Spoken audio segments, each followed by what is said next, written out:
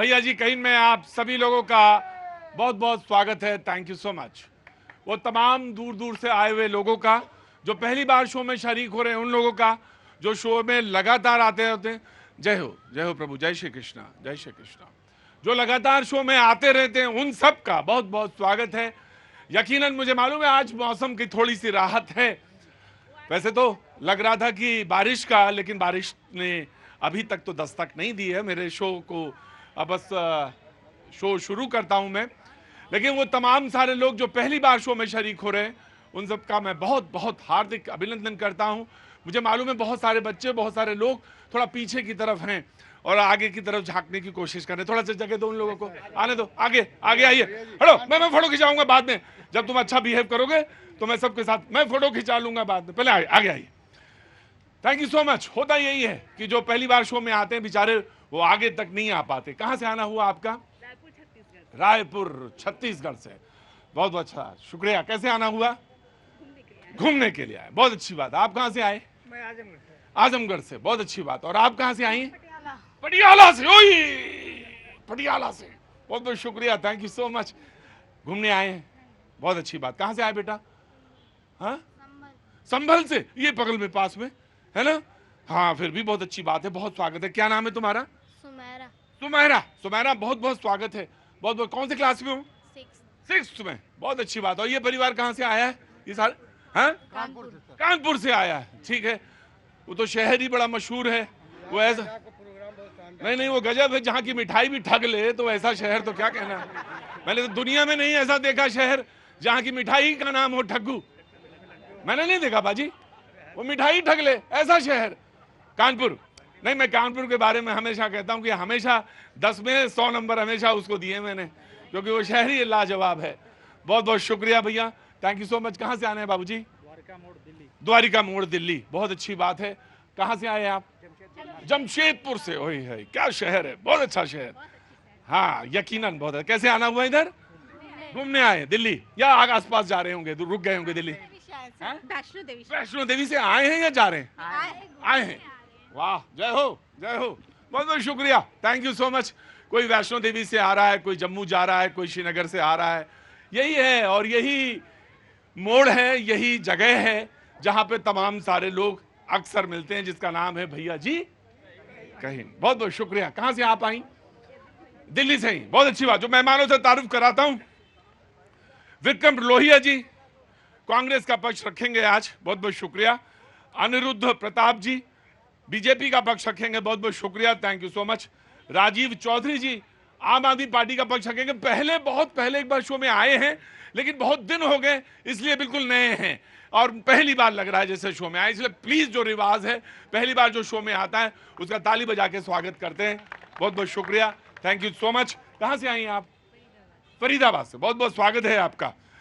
विनय सिंह बिन्नू जी Samajwadi party का। आजकल काम वाम नहीं करो, सिर्फ डिबेट में ही आ रहे हो, आजकल रोज आ रहे हो हैं, कोई काम वाम नहीं है आज है? बहुत अच्छी बात है, बैठो। बहुत बहुत शुक्रिया। मोहम्मद फैज खान साहब, बहुत बहुत शुक्रिया, नहीं आए। सूर्या मैथिल जी, थैंक यू सो मच, बहुत बहुत शुक्रिया। बहुत पुराने डिबेट में आने वाले फैज साहब आ गए। अरे ना, अरे बड़े आराम से, आराम से, आराम से। बहुत बहुत शुक्रिया, thank you so much. Swati ji, अच्छा Swati ji, thank you so much, बहुत बहुत शुक्रिया।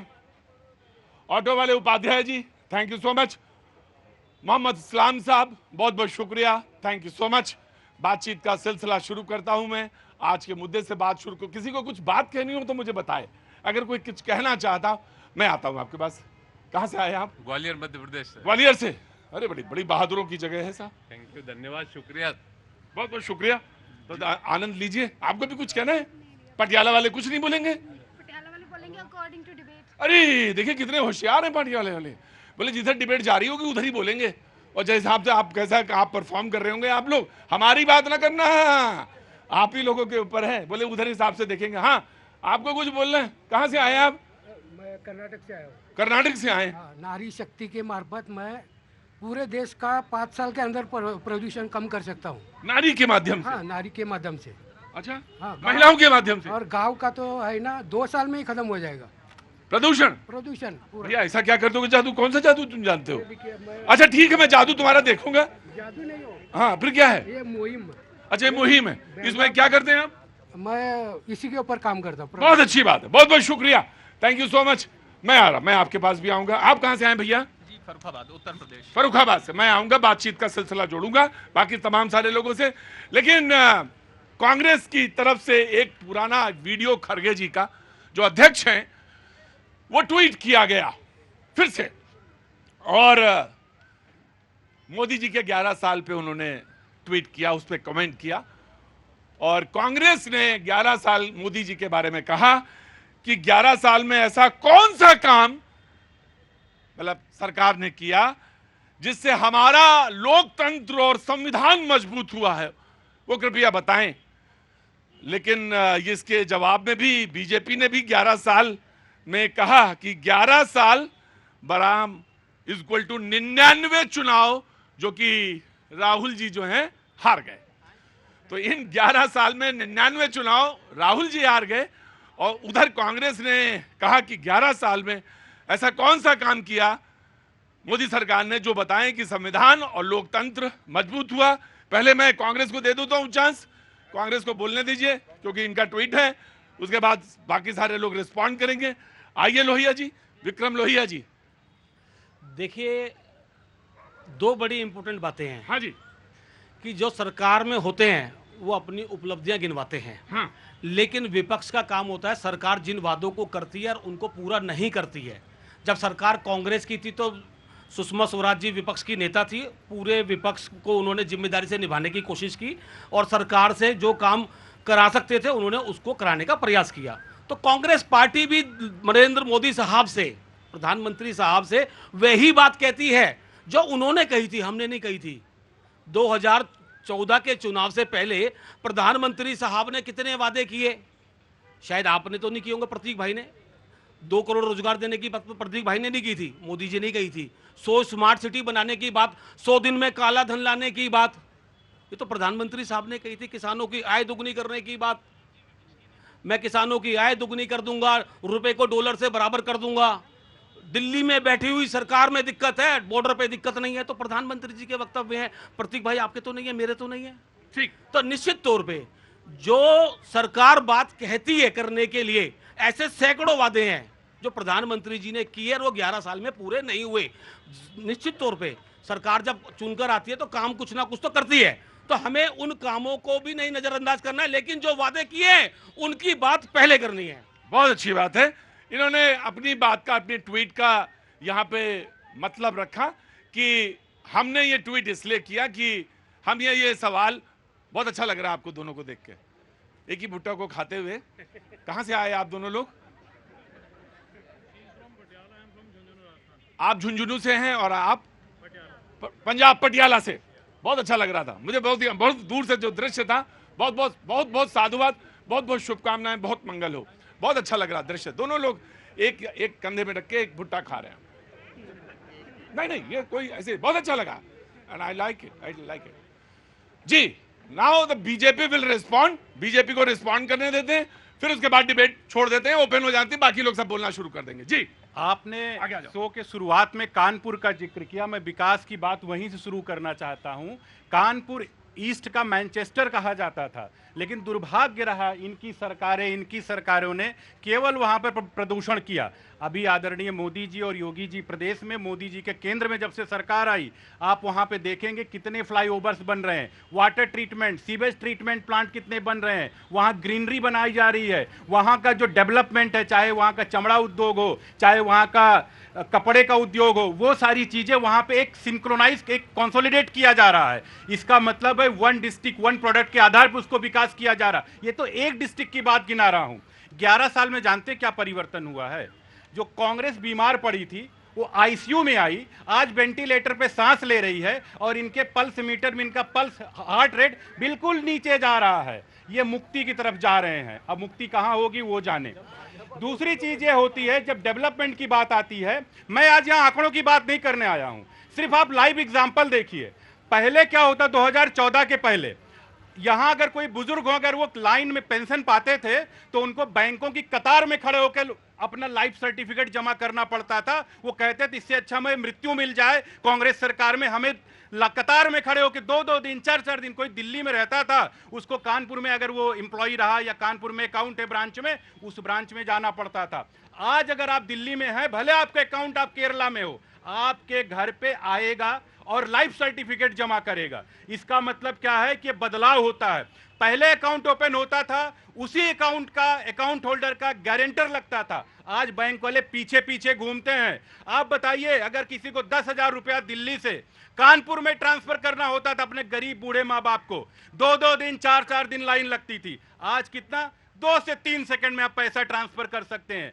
यह बदलाव देखने को मिलता है। महिलाओं का भी बहुत अच्छा बात कहा, उन्होंने प्रदूषण की बात कही। सबसे ज्यादा महिलाओं को बीमारी हुआ करती थी फेफड़े की, क्योंकि हमारी माएँ जब खाना बनाती थी ना, चूल्हे से कांग्रेसी मजबूर कर देते थे। सिलेंडर पहले मिलता था, मेंबर ऑफ पार्लियामेंट रिकमेंड करता था कि भाई 2 सिलेंडर दो, और अपने वोटर अपने कैंपेन में बताता था कि हमने 50 लोगों को सिलेंडर दिया। आज घर घर सिलेंडर पहुंच रहा है। गरीब महिलाओं को उज्ज्वला से, बाकी लोगों को कोई, हर किसी को प्रिविलेज है सिलेंडर लेने का। अगर कहीं पे, और उससे क्या हुआ, फेफड़े की सबसे ज्यादा बीमारियां कम होती हैं। आप अगर किसी हॉस्पिटल में जाते थे, पैसे बिना इलाज, ये कांग्रेसी लूट लूट के बैठे हुए थे, लेकिन पैसे बिना इलाज नहीं होता था। आयुष्मान कार्ड बना, चाहे गरीब हो चाहे 70 साल का बुजुर्ग हो, उनको आयुष्मान इलाज मिला, फ्री ऑफ इलाज मिला। अगर कोई व्यक्ति होता था, वो क्या करता था, फोन करता था अपने घर पे, पता चलता है कांग्रेसी टेलीग्राम, पता नहीं पीसीओ स्टेट, आज घर पे उठाइए फ्री में, ये देखिए फ्री में आप फोन करिए घर पे। राइट ना। तो समाजवादी पार्टी, हमारे भाई ने कहा लाइन लगने की बात, तो लाइन कोई बड़ी चीज नहीं है। वो तो 2000 का नोट बदलने के लिए मेरे माननीय प्रधानमंत्री जी की माता जी भी लाइन में लगी थी, वो कोई बड़ी बात नहीं है। बात हम ये कहना चाहते हैं कि आज उत्तर प्रदेश के अंदर, मैं बात करूंगा 8.25 साल की सरकार वहां भी हो गई और देश की भी जो है 11 साल की हो गई। उत्तर प्रदेश में आज बिजली के लिए हाहाकार मचा हुआ है, ट्रांसफार्मर फूक रहे हैं। आज गर्मी ऐसी है कि लोग परेशान हैं। लेकिन जब 2011-12 की बात हम करेंगे तो 10,932 मेगावाट क्षमता उत्तर प्रदेश की थी। उसके बाद हमारे उत्तर प्रदेश के मुख्यमंत्री श्री अखिलेश यादव जी ने बिजली पर काम किया तो 15-16 में 19,652 मेगावाट क्षमता उत्तर प्रदेश की थी, जो 5 साल भारतीय जनता पार्टी ने पूरे मजे लिया। आज क्या है, आज स्थिति क्या है, आज डिमांड है 40,000 से लेके 50,000 मेगावाट क्षमता की डिमांड है। लेकिन उत्तर प्रदेश की सरकार लगातार जो संविदा कर्मचारी हैं उनको 40% निकालने का काम यही भारतीय जनता पार्टी की सरकार करने जा रही है। होना क्या चाहिए, जब डिमांड बढ़ता है, जब बिजली का उत्पादन बढ़ता है, डिमांड बढ़ता है, उपभोक्ता बढ़ते हैं, तो कर्मचारी बढ़ने चाहिए। लेकिन उत्तर प्रदेश की सरकार जो छोटे छोटे बेचारे अपने परिवार का पेट पाल रहे थे, संविदा कर्मचारी जो कॉन्ट्रैक्ट बेस पे थे, 11,000 की नौकरी करके, दिन हो या रात हो या बरसात हो, पोल पर चढ़ करके वो बिजली को ठीक किया करते थे, उनको नौकरी से निकालने का काम यह भारतीय जनता पार्टी की सरकार कर रही है। राइट, मैंने ले लिया। आओ इधर आओ जी, जल्दी आओ भाई। समाजवादी पार्टी के लोग आज बिजली की बात करते हैं, तो इनकी सरकार में तो 4 घंटे बिजली आती थी, 4 घंटे बिजली आती थी। अब वहीं जाओ, वहीं। यही जो उतावलापन है ना, यही जो उतावलापन है, यही तुम्हें सत्ता में नहीं लेके आ पा रहा है। वही रहो। आज बिजली की बातें कर रहे हैं सबसे ज्यादा। रुको, गलत बोल रहे हैं आप, बताइए, आप रिपोर्ट दीजिए, एक रिपोर्ट दीजिए आप। इधर। हाँ। उत्तर प्रदेश का ये हाल था पूर्वांचल का कि हमारे यहाँ सड़कें नहीं थी भाई साहब। हमारे यहाँ कोई महिला अगर बीमार हो जाता था, कोई पुरुष बीमार हो जाता था, तो सड़कों के लिए आज जो है धक्के खाते थे हम लोग। आज एक बार नहीं, 4 लाइनें हो गई है उत्तर प्रदेश में।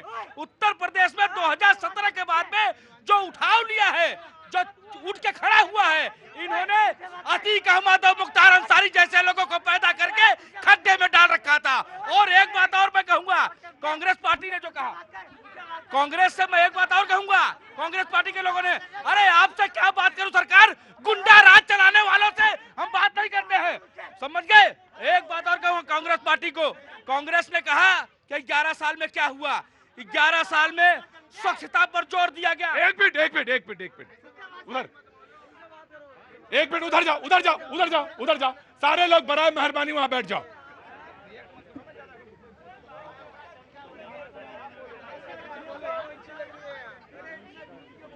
क्या नाम है आपका? मेरा नाम तारिक अली खान है। तारिक अली खान, कहां से आना हुआ आपका? खान, मैं दिल्ली से ही हूँ। एक बात सुनिए जनाब अली, हाँ जी बोलिए।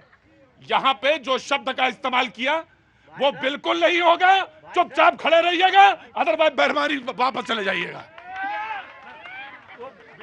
बस एक शब्द आपने बिल्कुल गलत बोला, मैं बिल्कुल नहीं टोकता।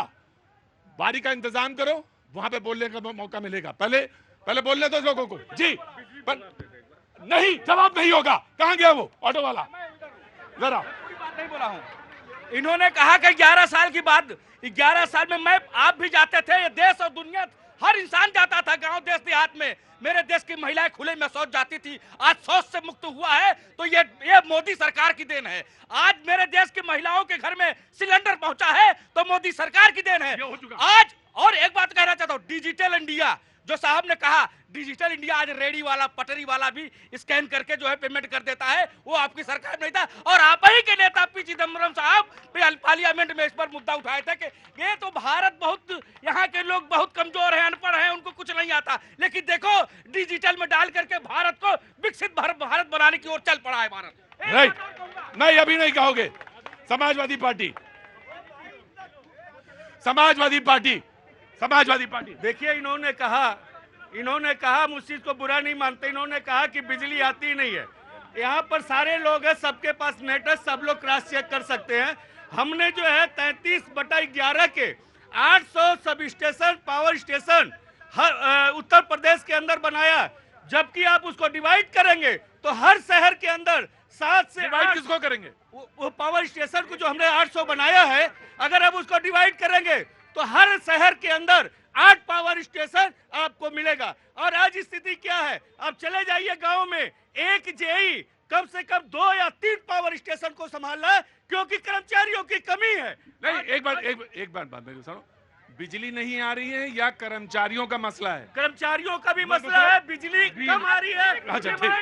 बड़े बड़े मोटे केबल लगे हुए हैं देहातों में, जहां बिजली की तारें जल जाती थी और एक हफ्ता तक लाइट गुल रहती थी। आज योगी की सरकार में बड़ी बड़ी मोटी केबल लगे हैं, जो 3 लाइन इन्होंने 4 लाइन कर रखा था, 1 लाइन में आज चल रहा है। वो बिजली का विस्तार हुआ है उत्तर प्रदेश में, काम हुआ है साहब, जमीन पर काम हुआ है। ऐसे लोग खाली विरोध करते हैं सत्ता के लिए, इन्हें सत्ता चाहिए ताकि ये सत्ता में आए और मुजफ्फरनगर का दंगा फिर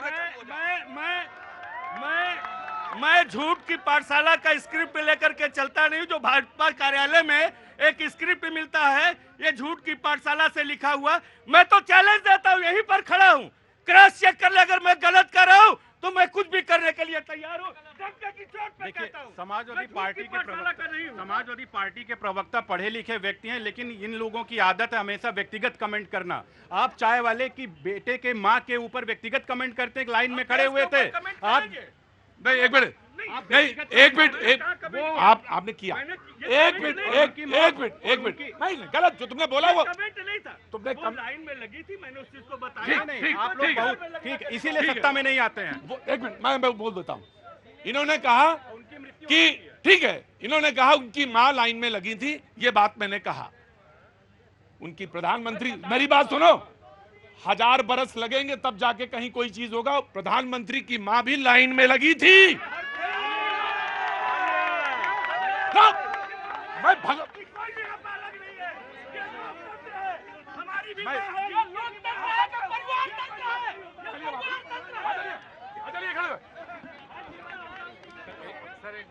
दूसरी बात वो मुख्यमंत्री का बेटा नहीं था जो देश का और पार्टी का अध्यक्ष बन जाए और टिकट बांट ले। वो पार्टी का बपौती नहीं है वहां पे कि समाजवादी।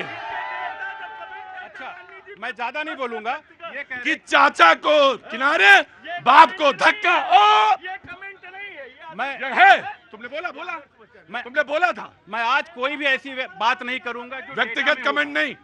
मैं वो बात करूंगा जो वास्तविक उस धरातल पे है। ये कहते ऐसे बांटते थे वैसे बांटते थे, बताओ कैसे बांटते थे। आप लोग पास नेट है, यूट्यूब खोलिए। अमर सिंह एक बड़े उद्योगपति को ललितपुर का पावर प्लांट कहते थे। अरे भाई कितने मेगावाट का है, प्रिंसिपल सेक्रेटरी को मैं बोल देता हूं मैं, और प्रिंसिपल सेक्रेटरी इनको पावर प्लांट दे देता था। मतलब उनका टेंडर बिड में L1 नहीं होने के बावजूद ललितपुर का पावर प्लांट दिया गया। आप ऐसे बांटते थे। आपने क्या किया था, प्रदेश को दलालों के हाथ में रख दिया था।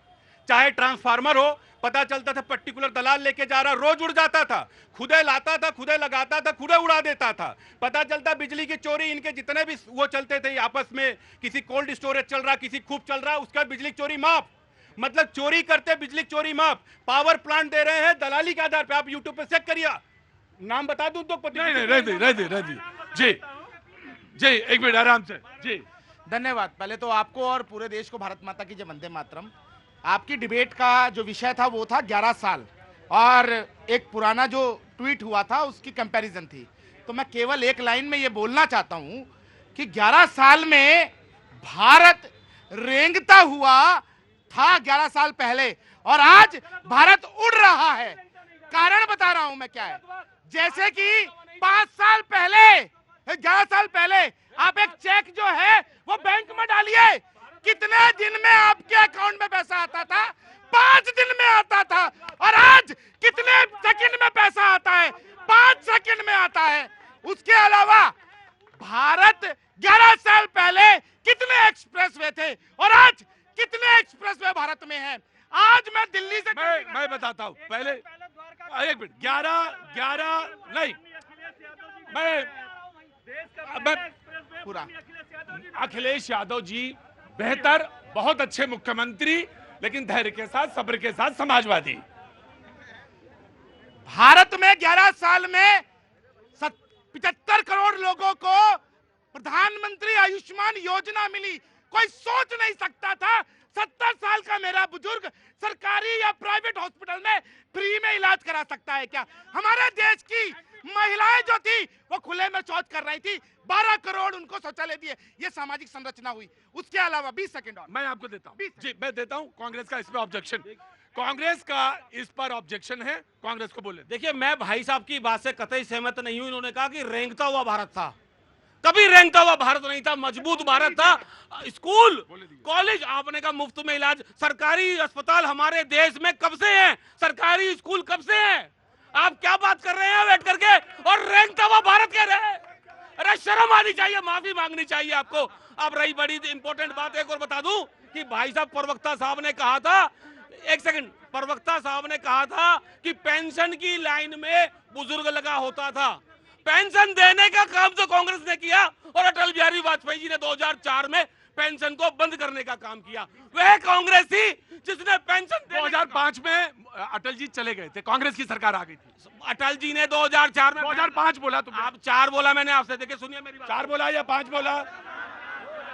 कैसे बात कर रहे हैं मेरे से? अटल बिहारी वाजपेयी साहब ने पेंशन बंद करने का काम किया और कांग्रेस ने पेंशन देने का काम किया। दूसरी बात, अरे छोड़िए भैया, आसमान में किसी के ठिकाने नहीं होते, जो जमीन पे नहीं होते वो कहीं के नहीं होते। मैं आपसे कहना चाहता हूं कि जमीन पे रहना सीखिए। आप इस मिट्टी से जुड़े हो, भारत की मिट्टी से, जहां से आप पढ़े थे, आपने ग्रेजुएशन की, जहां से पढ़ाई की, वो कांग्रेस की यूनिवर्सिटी थी, देश की बनाई यूनिवर्सिटी थी। राइट। बिल्कुल, मैं दे दूंगा, 20 सेकंड दे दूंगा आपको, दे दूंगा, उसके बाद समाजवादी, उसके बाद आराम से, आराम। एक मिनट। अभी इन्होंने कहा ना, इन्होंने कहा सुरक्षित भारत था। मैं कोट कर रहा हूं एके एंटनी को। 2013 में उन्होंने ऑन रिकॉर्ड संसद के पटल पे बोला था कि हम अपने बॉर्डर्स को इसलिए डेवलप नहीं करते क्योंकि not developed borders are safest borders. ये बात कर रहे हैं। हमारी आज ट्रेनें जा रही है बॉर्डर्स तक, हमारी हवाई पट्टियां बॉर्डर्स तक है। एक और बात मैं बताना चाहता हूं, इन्होंने बहुत सारी बातें की, इन्होंने मुझको कहा माफी भी मांगी है। अरे माफी आप तो मांग लीजिए, आपने इस देश के सामाजिक ताने बाने को अपने समय में तोड़ा। आज सबका साथ, सबका विकास, सबका विश्वास और सबका प्रयास है। आपके मनमोहन सिंह जी क्या कह रहे थे? इस देश के संसाधनों पर पहला अधिकार मुसलमानों का होगा। झूठ बात है, मुसलमानों का नहीं कहा था, अल्पसंख्यक बोला। प्रतीक भाई, पहले तो मैं सबसे पहले जो भाजपा के अघोषित यहाँ पे जो प्रवक्ता हैं उनकी एक मिनट उनकी उस बात पे कड़ी आपत्ति जताता हूँ। आप सरकारों की गुण दोष निकाल सकते हैं, उनकी कमी बता सकते हैं, एक मिनट भाई, लेकिन ये बयान देना कि भारत रेंग रहा था, ये बहुत ही सख्त आपत्तिजनक बात है। आप सरकारों की कमी निकालिए, सरकारों के काम के में कमी बताइए, वो वहां तक सही है, लेकिन इस महान देश के बारे में अगर आपका ये वक्तव्य, मतलब वो जैसे कहते हैं कि भाई 11 किलोमीटर पर डे बनता था हाईवे, अब 37 किलोमीटर पर डे बनता है, तो ये तुलना करके बताइए। आपकी बात को मैं पहले जवाब दे देता हूं, उसके बाद इनकी बात का जवाब दूंगा।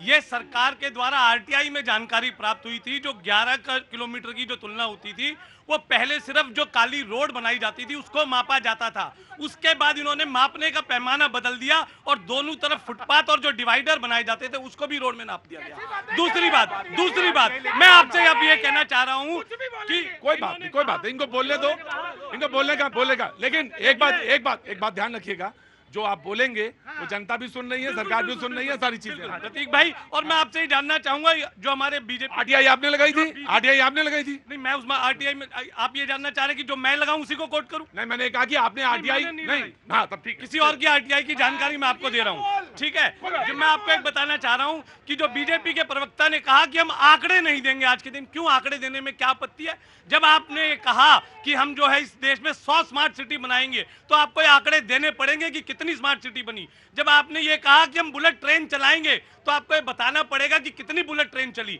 जब आपने ये कहा कि हम 2 करोड़ रोजगार हर साल देंगे, तो आपको ये जवाब देना पड़ेगा कि 45 साल में इस देश की बेरोजगारी दर सबसे अधिक कैसे बढ़ गई। जब आपने ये कहा कि हम शिक्षा के लिए अपने देश का बजट के 6% जो टोटल है उसको रखेंगे शिक्षा के लिए, लेकिन आज की हकीकत यह है कि इस देश की शिक्षा के लिए कुल 0.44% जो है वो आरक्षित किया गया है। आप जवाब देने से कैसे बच सकते हैं? अब ये बता, मैं आंकड़े आप पूरी, अभी इन्होंने कहा डिजिटल के बारे में बहुत कुछ बताया कि यहां से पैसा डालिए तुरंत बाहर निकल जाता है।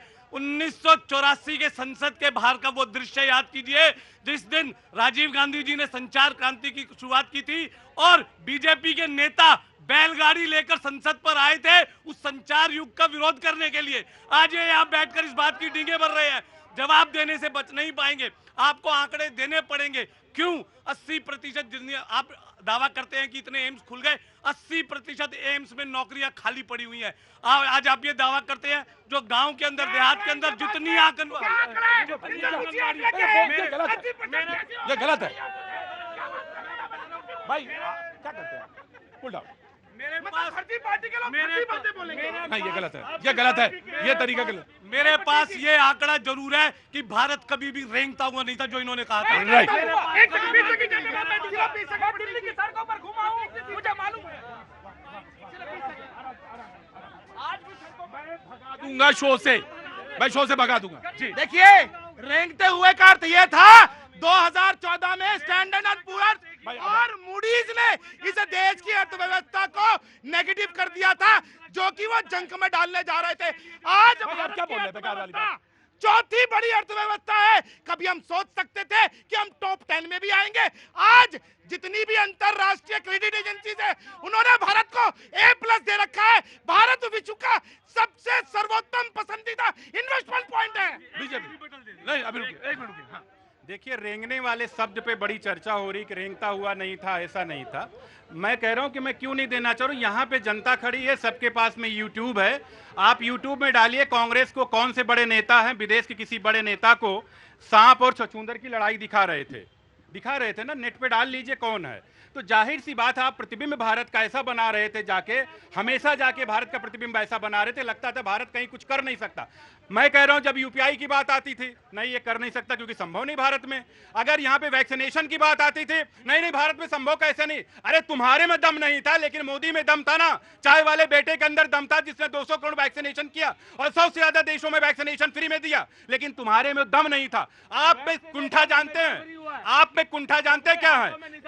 एक गरीब का बेटा जब आके पीएम बनता है, जब कोई गरीब का बेटा आगे बढ़ता है, इन लोगों के अंदर कुंठा है, क्योंकि ये हारते, क्योंकि जनता है ना, जनता जवाब देती है। ये साहब फर्जी कट्टर बेईमान आदमी व्यक्ति हैं। दिल्ली में कैसा हल किया, पंजाब में कैसा हल किया। इन्होंने वादा किया था ना 1000 रुपया महिलाओं को प्रतिदिन देंगे, प्रति महीना देंगे, लेकिन चुनाव के लगभग 3 साल होने जा रहे हैं, अकाउंट में 54 नहीं आया है। महिलाएं आती इनके केजरीवाल साहब के घर पे धरना देके जाती थी। और बात करते हैं, देखिए गरीब के प्रधानमंत्री की जो बात हो रही है, मैं जानना चाहूंगा लाल बहादुर शास्त्री किस शाही परिवार से आते थे? क्या देश में पहला गरीब का बच्चा प्रधानमंत्री बना है? चौधरी चरण सिंह जी जो किसान पुत्र कहे गए, वो जो किसान पुत्र थे वो भारत के प्रधानमंत्री बने। देवगौड़ा जो थे वो भारत के प्रधानमंत्री बने। और सबसे महान भारत के प्रधानमंत्री मनमोहन सिंह, जिन्होंने अब आजादी जैसी विभीषिका झेलने के बावजूद भी हार्वर्ड कैम्ब्रिज से जाकर अपनी पढ़ाई पूरी की, लेकिन कभी अपने गरीबी का रोना नहीं रोया। दूसरी बात, इन्होंने दिल्ली की सरकार के बारे में बात की। दिल्ली की सरकार ने जितनी जन कल्याणकारी योजनाएं की, उन्होंने आते ही सबसे पहले क्या किया कि भैया जो महिलाओं में जो बस में जो यात्रा फ्री होती है वो नहीं करेंगे, उसमें इतनी कंडीशन लगा दी है। कहा गया कि महिलाओं को जो 2500 मैंने सुन लिया, मैं बात जी मैं आगे नहीं जवाब नहीं दूंगी जी। कांग्रेस के प्रवक्ता कह रहे थे कि जमीन से जुड़े हुए होना चाहिए, ये थोड़ा अपने ऊपर भी लागू कर लीजिए। क्योंकि अगर आप जमीन से जुड़े हुए होते तो 30 सालों में आज तक आपको बहुमत नहीं मिला। जिस दिल्ली में आप खड़े हैं, इसी बार चुनाव में कितनी सीटों पे जमानत जब्त हुई? 67। तो जमीन से पहले आप जुड़ ले, जनता की भावनाओं को आप समझ ले, तो शायद आप किसी स्थिति में पहुंचेंगे कि आप उत्तर दे सके। और लोकतंत्र को बचाने की बात कर रहे थे। कितने दिन हुए कर्नाटका में संविधान के विरोध में आकर के आपने ठेकेदारी में गैर हिंदुओं को मतलब कि मजहब के आधार पे आरक्षण देने का काम किया? क्या आपने संविधान बचाने का काम किया? आप आरक्षण को संविधान के विरुद्ध बार बार 50% से इतर ले जाने का प्रयास करते आए हैं और बार बार कोर्ट की मुंह की खाने के बाद आपने वापस खींचा है। तो आप किस लोकतंत्र की बात करेंगे? 1 सेकंड और लूंगी। जब हमारे देश के प्रधानमंत्री मोदी, जिसको वर्ल्ड बैंक बताता है कि 27 करोड़ लोगों को गरीबी रेखा से बाहर निकालते हैं, तो इनके पेट में मरोड़ उठता है। वो प्रधानमंत्री मोदी जब 21 देशों का सर्वोच्च सम्मान जिनको मिलता है, तो इनके पेट में मरोड़ उठता है। और जब देश की अर्थव्यवस्था चौथी बनती है, तो इनके पेट में मरोड़ उठता है, क्योंकि सत्ता की मिलाई इनको मिल नहीं रही है। और वही प्रतीक भाई, मैं ये जानना चाहूंगा, मेरी बहन जी ने इतना अच्छा यहाँ पर सब लोगों को एक अच्छा ज्ञान दिया, मैं ये जानना, ज्ञान नहीं है क्या जिससे जानकारी बढ़े वो ज्ञान ही कहलाएगा? प्रतीक भाई तो मान तो रहे ना, आप कौन मना कर रहा है इस बात से, लेकिन सच्चा है कि नहीं है वो जनता तय करेगी। दूसरा, ये जानना सब जनता कैसे तय करती है? जनता जब बताएगी। जनता ऐसे कैसे बताती है? जनता लोकतंत्र में अनेक माध्यम होते हैं, जैसे पहला और सर्वोत्तम माध्यम क्या है जनता का बताने का? सर्वोत्तम माध्यम वो है जो 1947 तक से लेकर 84 तक जिस पार्टी को 2 सीटें मिलती थी, आज वो लोकतंत्र में सबसे बड़ी पार्टी है, लेकिन उसके बावजूद भी आज वो तमिलनाडु में 0 है। और आप क्या बावजूद मुझे डिबेट में सारे लोग बोल चुके हैं फैज के अलावा। और जिस बात में आप अभी कह रहे थे, चौधरी चरण सिंह, जिसके बारे में अभी आप कह रहे थे कि सबसे ईमानदार लाल बहादुर शास्त्री, उसको 15 साल पीछे उस पार्टी को क्यों कर देती है ये जनता? ये देखिए, मैं ये कहना चाह रहा हूं कि जब लोकतंत्र में आज किसी पार्टी का बोलबाला जो 2 वाले 300 पे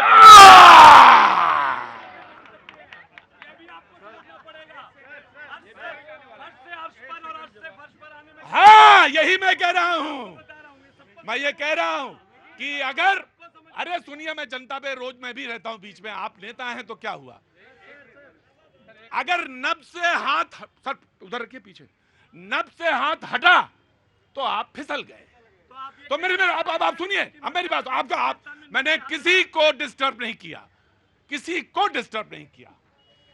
वो कहते हैं खाने पीने की चीजों की अप्रैल के 2.25 से घटकर 1.72 महंगाई। वो कह रहे हैं शहरों में जो महंगाई का आंकड़ा है, वो ये कह रहे हैं कि जो बेहद गरीब है, जिसको 27 करोड़ कह रही है, वो नीचे आ गए, वो घटकर सिर्फ 5.3 रह गई है। बेहद गरीब जो लोग हैं वो 27.1 थे। और ये सरकार की रिपोर्ट नहीं है हुजूर आली, ये वर्ल्ड बैंक की रिपोर्ट है। और ये इस पर आप सरकार से सवाल पूछ सकते हैं कि 11 साल में करीब 17 करोड़ लोगों ने गरीबी रेखा से ऊपर कदम रखा। ये बात आप वर्ल्ड बैंक जो आंकड़े दे रही है वर्ल्ड बैंक, उसके बारे में आप सरकार से पूछ सकते हैं। भाई जो आंकड़ा आपने वर्ल्ड बैंक का दिया, इसी तरीके से यूएनओ का आंकड़ा कहता है कि जो भारत आज से 10 साल पहले 65वें नंबर था हंगर इंडेक्स में, आज वो भारत जो है वो 105वें नंबर पर आ गया है। ये भी यूएनओ का। अब मैं आपको बताता हूं, अब मैं अब इसमें नहीं, पहले सरकार एंड देन द लोग। हाँ जी, हाँ जी। ये लोग वो इंडेक्स लेके आते हैं कि जब बांग्लादेश को अनाज देता है भारत, श्रीलंका को अनाज देता है भारत, तो वामपंथी इंडेक्स लेके चलेंगे। उसका तो ऐसे नीचे, मैं बताता हूं, आंकड़े की बात करते हैं। आईएमएफ ने कहा कि भारत में पूरे विश्व में कोरोना रहा, पूरे विश्व का माहौल कैसा रहा। आईएमएफ हो चाहे वर्ल्ड बैंक हो, उनके अजय बंगा ने कहा, उनके एमडी ने कहा, भारत सबसे बड़ी और बढ़ती अर्थव्यवस्था है। आज भारत $4 ट्रिलियन की अर्थव्यवस्था है। आने वाले समय में 2047 तक भारत $35 ट्रिलियन की अर्थव्यवस्था बनेगी। भारत के अंदर जब बात करते हैं बेरोजगारी दर, भारत के अंदर बेरोजगारी दर 2000, मैंने उंगली नहीं किया, अगर उंगली करेंगे तो दिल्ली साहब बाहर हो गए थे, ठीक है। 2014 के पहले आप महंगाई दर देखिए 12% के आसपास था, आज महंगाई दर देखिए 4% के आसपास है। बेरोजगारी दर 8% से ज्यादा था 2014 के पहले, आज बेरोजगारी देखिए 3% से कम है। आप देखिए अगर रिटेल महंगाई, आप हर महीना 2013 का आंकड़ा ले लीजिए, तरोई का दाम क्या होता था, भिंडी का दाम क्या होता था, उससे और आज की तुलना कर दीजिए। अरे आपने देश को 10 साल में बेच के। राइट। बताओ बेटा, क्या नाम है? अनुभव मिश्रा। अनुभव, कहां से आना हुआ? जी फर्रुखाबाद। फर्रुखाबाद से। हाँ जी, वो चला गया वो लड़का उधर वाला? आ रहा हूं। अब आपको वेट करना पड़ेगा। जी बोलो भैया, क्या काम करते हो? मैं पोएट हूं और वैसे पढ़ाई चल रही है, तो मैं एक छोटी सी कविता, सभी जो मतलब युवा वर्ग हमारा संघर्ष कर रहा है, जिससे लग रहा है कि हमें सफलता नहीं मिल रही है, उसको डेडिकेट करना चाहता हूं। छोटी सी पोयम, टाइटल है ये जिंदगी है कुछ यूं, कि ये जिंदगी है कुछ यूं, कुछ इस तरह इसमें चलना पड़ता है, जब जब गिराए कोई उठकर तब तब संभलना पड़ता है। गिराने को खड़ा है जमाना, तोड़ने को है सभी, और टूटकर फिर से जो चमके उस हीरे साथ निखरना पड़ता है। ये जिंदगी है कुछ यूं, कुछ इस तरह इसमें चलना पड़ता है। अंदर आओ भैया, अंदर आओ। हाँ, क्या बात है? हाँ जी।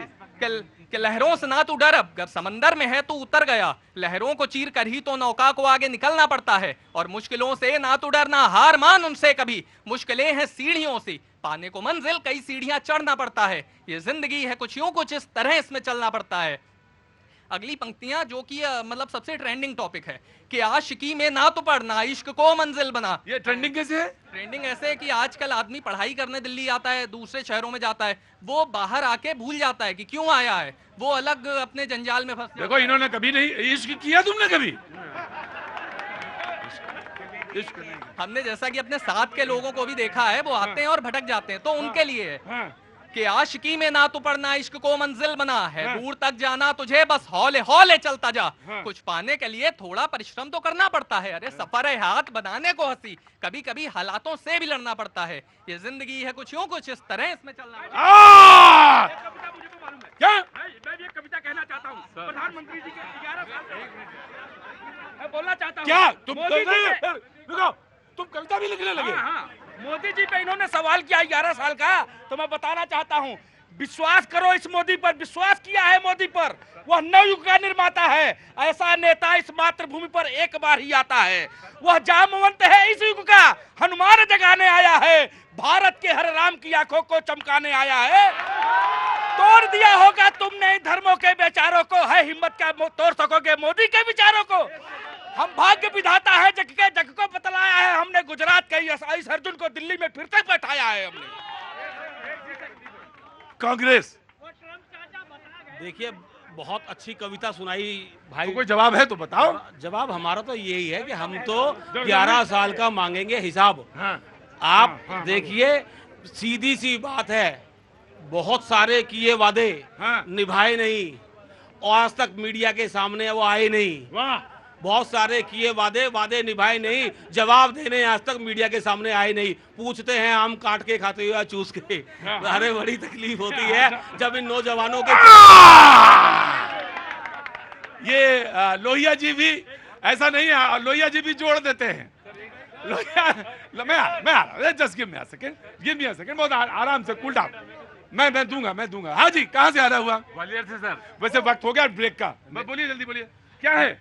मैं केवल ये कहना चाहता हूं, 140 करोड़ की जनता से 130 करोड़ का जो जवाब है, 14 से 2025 तक 50 विधानसभा के चुनाव हुए, 50 विधानसभा में केवल 11 में कांग्रेस जीती है, मतलब 80 और 20 का रेशो है। केवल आप जनता के विचार सुनिए। मैं जनता के विचार से केवल एक बात कहना चाहता हूं कि विपक्ष की सत्ता के प्रमुख केंद्र बिंदु से कि कृपया कोई भी पॉइंट ऐसा उठाएं, यह कोई टीवी का सीरियल नहीं है जो आप अपनी टीआरपी बढ़ाने की सोच रहे हैं। यह देश की एकता और अखंडता का सवाल है, और देश की एकता और अखंडता पे ऐसे सवाल किए जाए, क्या यह कोई सवाल है कि 11 साल में इंफ्रा रोड, 11 साल में शिक्षा, 11 साल में स्वास्थ्य, 11 साल में आईटीआर इनकम टैक्स रिटर्न कहां से कहां पहुंचा, 11 साल में देश की माताएं बहनें कहां घूमने नहीं जा रही हैं? आपको कौन सी बुराई लग रही है? वो लग रही है तो जो है 50 में केवल जो है 11 जगह कांग्रेस आई है। जो दिल्ली में बब्बर शेर बैठा है, मैं केवल एक बात कहना चाहूंगा, सागर सा गंभीर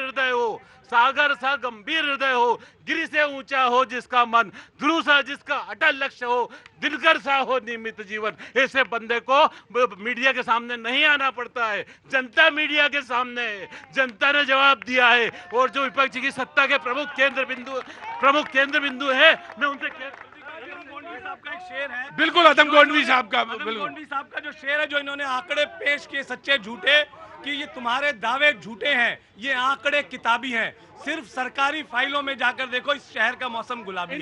ये साफ साफ है कि जो दावे यहाँ पर दिए गए, उन दावों में इन सवालों को कौन जवाब देगा जब इनसे पूछा? आदम गोंडवी का एक शेर और भी है, कहां तो तय था चरागा हर घर के लिए, दुष्यंत का, कहां तो तय था चरागा हर घर के लिए, कहां चराग मयसर नहीं शहर के लिए। तो चलो चले यहां से उम्र भर के लिए। कहां से आना हुआ बेटा? गया बिहार। यहां दरख्तों के साए में धूप लगती है।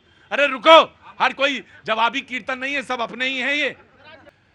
वैसे तो भीड़ मेरे लिए बराबर होती है, मैं भीड़ कहता भी नहीं हूं, कहता हूं कि ये सब अपने हैं, इनके बगैर आपके बगैर मेरा शो मुकम्मल नहीं है। लेकिन कभी कभी बहुत कोई बचपन की याद या बचपन का मित्र सहसा चमक जाता है भीड़ के अंदर। वो दूर खड़ा है, वो आएगा नहीं आपके पास, बरसों हो गए मिले हुए। हाँ, दिख गए आपको? हाँ। जी, एलईडी के पास हैं, मेरे साथ रहे हैं बचपन में, हम लोगों ने साथ ही साथ खेला है, एक साथ पढ़े। बहुत बहुत स्वागत है उनका, बहुत बहुत शुक्रिया। पत्नी के साथ वो मौजूद हैं, बहुत बहुत शुक्रिया, thank you so much. Camera उधर नहीं जाएगा, बहुत बहुत शुक्रिया जी। जनाब अली, देखिए भैया, मैं तो एकेडमिक्स का आदमी हूँ, सीधी बात करूंगा। संविधान मजबूत हुआ है, अनुच्छेद 15 है, धर्म, जाति, रंग, नस्ल और लिंग के आधार पर भेदभाव नहीं किया जाएगा। मोदी जी ने कहा इंस्टेंट ट्रिपल तलाक खत्म करो, लिंग के आधार पर भेदभाव नहीं किया जाएगा। मैं सीधा 25 में आऊंगा। अंतःकरण की स्वतंत्रता, धर्म को निर्बाध रूप से मानने की स्वतंत्रता। हिंदू पिछले 500 साल से सोच रहा था राम जी का मंदिर बन जाए, पूरे लीगल तरीके से 70 साल केस लड़कर राम जी का मंदिर बना, संविधान मजबूत हुआ। अनुच्छेद 15 और अनुच्छेद 25। संविधान कैसे मजबूत हुआ मैं आपको बताता हूं। संविधान की विभेदकारी धारा 370-35 से समाप्त कर दी गई, हटा दी गई। एक देश, वही लोग थे जो वोट डालने के लिए, वही पिछड़ा, वही हाशिए के लोग जो वोट नहीं डाल सकते थे, वहां पे उनको वोट डालने का अधिकार भी मिला। वही सब वो पूछ रहे हैं कि संविधान का कौन सा एक कार्य, तो ये क्या अपने आप में बहुत बड़ा काम है भाई।